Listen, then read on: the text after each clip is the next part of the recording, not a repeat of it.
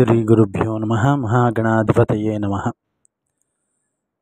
స్త్రీలకి త్వరితగతిన వివాహం జరగడం కోసం, అలాగే వివాహ సమయంలో ఎటువంటి ఆటంకాలు రాకుండా ఉండడం కోసం, వివాహానంతరము సుఖ సౌఖ్య జీవనము, ఆ తదనంతరము సత్సంతానం కోసం పూర్వం నుంచి కాత్యాయని వ్రతము అనేటటువంటి వ్రతాన్ని ఆచరించడం పరిపాటి.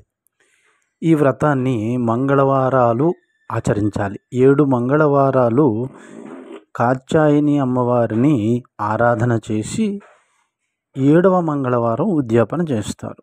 అంటే ఈ మంగళవారం ఉదయం నుంచి సాయంత్రం వరకు ఉపవాసం ఉండి, సాయంత్రము కాత్యాయని అమ్మవారిని ఆరాధన చేసి 7 చెరుకు ముక్కలు, 7 ఉప్పు కలిపినటువంటి అప్పాలు నివేదన పెట్టి అమ్మవారికి పూజ చేసి ముత్తైదువుతో ఆశీర్వచనం తీసుకుంటారు.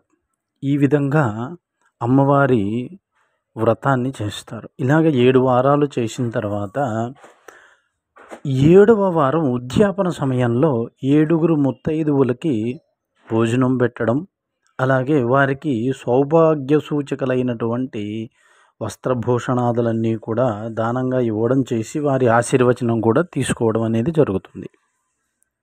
ఇది ఈ వ్రతం యొక్క ఆచరణ విధానం.